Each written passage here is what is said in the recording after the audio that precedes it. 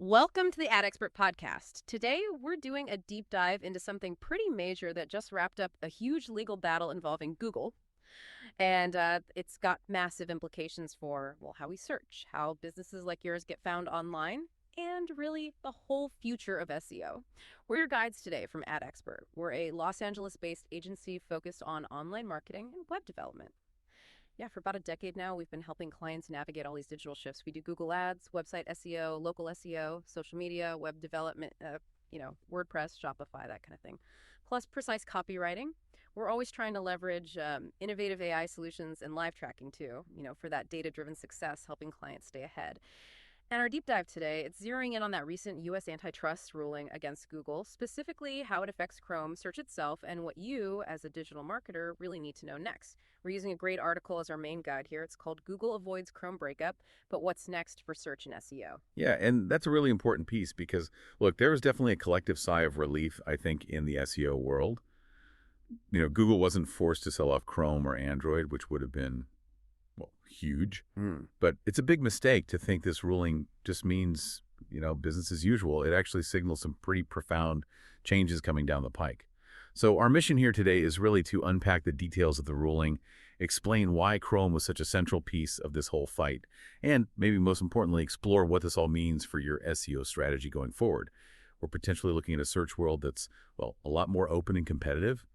Understanding these shifts is absolutely vital. Okay, so let's dive into that ruling then. We've all been hearing about Google's legal headaches for a while now, but what exactly did Judge Amit Mehta decide? What was the core finding? Right. So the absolute core finding was that Judge Amit Mehta ruled Google did hold an illegal monopoly in search. That's the headline. It's a really significant legal statement, basically validating the government's antitrust claims. But, and this is the part that caused that sigh of relief, Google was not forced to divest, sell off key assets like the Chrome browser or the Android operating system. Yeah. That was a massive win for Google, a forced breakup like that. It could have thrown the whole digital ecosystem into, well, chaos, frankly. Okay, so no breakup, but the monopoly finding stands. Yeah. What was the main issue the case focused on then? The central issue was really about Google's default search deals. For years and years, Google has paid just enormous sums of money. We're talking figures like $20 billion a year just for default placement on Apple iPhones. So when you get a new iPhone, Google is just there as the search engine. And the big shift from this ruling is that those kinds of exclusive contracts are now prohibited, banned. Google can still pay to be a search option, maybe even the default, but it can't demand that it's the only option presented easily. And that really opens the door, at least a crack, for other search engines like Bing or DuckDuckGo to merely get a better foothold, especially on mobile. Wow, $20 billion a year just for iPhones. Wow. That really puts the value of being the default into perspective, doesn't it? Okay, so let's talk about Chrome then. The article really emphasizes that keeping Chrome was this huge victory for Google. Why exactly is Chrome so critical, and what's this about a new data sharing mandate? You're absolutely right. Keeping Chrome was critical. It's much, much more than just a way to browse the web. For Google, Chrome is, well, the article calls it a treasure trove of behavioral data. Wow. And that's not an exaggeration. Its importance is massive. We found out, partly through some leaked internal documents back in 2024, about systems like NavBoost. NavBoost is basically Google's internal system for refining search results, and guess what it relies heavily on? Well, yes. Chrome data. Exactly. Chrome clickstream data. That's the raw sequence of what users click on, how long they stay on pages, where they go next, all that real-time user interaction. Okay, so can you give some examples? How does that Chrome data actually affect search results? Sure. So think about long clicks. That's when you click a search result and actually spend significant time on that page.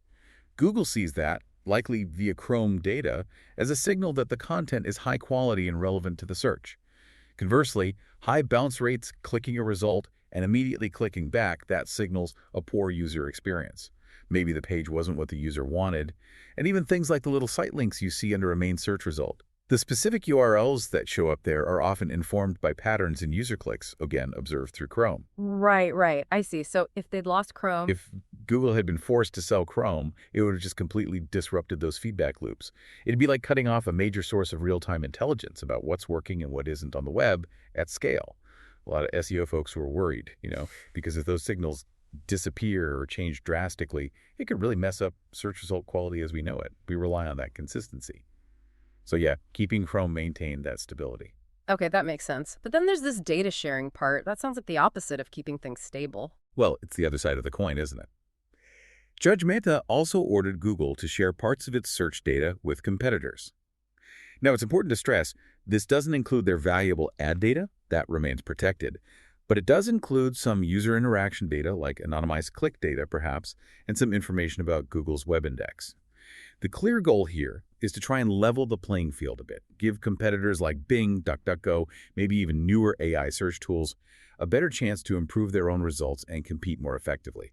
It's a really interesting attempt to balance things, let Google keep its core asset, but force it to share some of the advantage it provides. Yeah, that is a tricky balance. And this whole thing is happening just as AI is exploding onto the scene, right?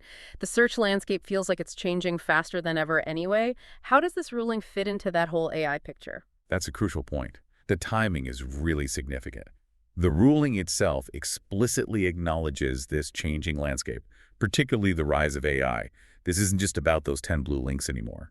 And one of the key prohibitions in the ruling is that Google is now specifically barred from using its past anti-competitive tactics, like those exclusive deals on its AI products. That includes things like Google Assistant and its generative search tools, the ones that give you conversational answers, like SGE, Search Generative Experience. Oh, interesting. So they can't lock down AI search the way they lock down web search. That seems to be the intention, yes. As Google builds out its AI search features, it can't just leverage its old monopoly playbook to shut out competitors in this new space. And that competition is heating up fast. You've got ChatGPT, Bing's AI integration, Perplexity, all these voice assistants. Users are already getting new ways to find information that aren't just typing keywords into a Google search bar. This ruling basically adds more fuel to that fire. It's pushing towards a future where maybe users have more genuine choice in how they search. It reminds me, way back optimizing for AltaVista Lycos. It feels like we might be heading back towards needing a multi-engine strategy again, but with this whole AI layer on top. So, yeah, marketers really need to start thinking about a future where users might not just default to Google automatically. They might actually choose the tool that works best for a specific need. Okay, this is a lot to take in. The end of exclusive deals, potential algorithm shifts down the line, this whole AI angle. So let's bring it back to our listeners. If you're running a business, managing SEO, what are the practical things you need to be doing differently now? What are the key takeaways for strategy? Right, this is the so what part. Yeah. Okay, first big takeaway. Prepare for broader search distribution. Since Google can't demand exclusivity in those default deals anymore, other search engines, especially on mobile, might start getting better placement. Could be Bing, could be DuckDuckGo, maybe even something new. So you absolutely need to diversify your SEO efforts. Don't just focus 100% on Google. Start thinking about optimizing for Bing. Look at niche engines if they're relevant to your industry. Think about Apple Maps for local. Maybe even optimize for search within social platforms or app stores. Your content might need tweaking for how people search differently on those platforms too. Diversify beyond Google. Got it. What else? Second, you need to be aware of possible algorithm shifts ahead. Now, this won't happen overnight, but this mandate for Google to share some user interaction and index data, over time, that could impact how ranking systems evolve everywhere. Competitors might actually use that data to improve their own results, maybe closing the quality gap, especially for, say, very specific niche searches where Google isn't maybe quite as dominant. And that, in turn, could lead to subtle, gradual changes in how Google's own algorithms work. So stay vigilant, keep monitoring your results, and be ready to adapt your content and technical SEO. Okay, so keep an eye on the algorithms. They might subtly change. Makes sense. Third point. Third is a renewed focus on privacy. This is going to be increasingly important. Google itself mentioned in response to the ruling that forced changes could, quote, impact our users and their privacy. Whether that's a genuine concern or a strategic statement, the reality is privacy is a huge topic. Marketers really need to watch how user messaging around privacy evolves, especially in places like California or Europe with GDPR. Think about data collection, cookie alternatives, ad targeting. Being transparent and ensuring your practices are compliant is just going to become even more critical. You don't want to get caught on the wrong side of that. Right, privacy is definitely not going away. Okay, and the last key takeaway. And finally, maybe the most crucial one. You have to start optimizing beyond Google. Seriously. SEO just isn't a single-engine game anymore, if it ever truly was. Whether it's optimizing for voice search via Google Assistant or Alexa, understanding how AI tools like Perplexity or ChatGPT surface information, or ensuring your content is structured for generative AI answers. Visibility across all the platforms your audience might use is key. This means thinking less about just keywords and more about user intent. How do people ask questions? What problems are they trying to solve? And technically, things like schema markup and structured data become even more important because AI systems rely on that well-organized information. So cross-platform optimization isn't just some fancy term. It's becoming fundamental for a resilient digital strategy that actually reflects how people find information today. That's a really clear set of action points. Diversify, watch the algorithms, double down on privacy, and optimize way beyond just traditional Google search. It really paints a picture of a more complex but maybe more interesting future for SEO. Thinking back to that $20 billion figure for iPhone defaults, it just underscores how much was tied up in maintaining that single point of entry. So what's the final word? The big message for listeners? I think the ultimate message is really about agility. Yes, Google's still incredibly dominant, nobody's denying that, but this ruling makes it crystal clear that its grip isn't absolute. It's not unbreakable. The whole digital world is shifting rapidly. You've got AI reshaping everything, and now these new opportunities for competitors created by the ruling.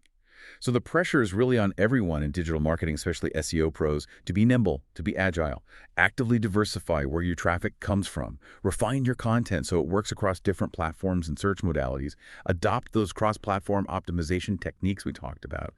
This feels like just the beginning of a much more open, more competitive era for search. And honestly, the businesses and marketers who adapt fastest are the ones who are going to win. An incredibly insightful discussion. It really feels like a pivotal moment, not just for Google, but for the whole internet and how we find information. The message seems loud and clear. Adapt, diversify, or risk getting left behind. Exactly.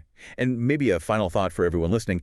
Now that you understand a bit more about how much those default deals really shaped the search landscape we've known, and you see AI offering completely new ways to explore information, how do you think your own search habits might change in the next year or so? It's something worth pondering. That's a great question to leave us with. Thank you so much for joining us for this deep dive today. We really hope this breakdown helps you navigate the changes ahead in the world of search and SEO.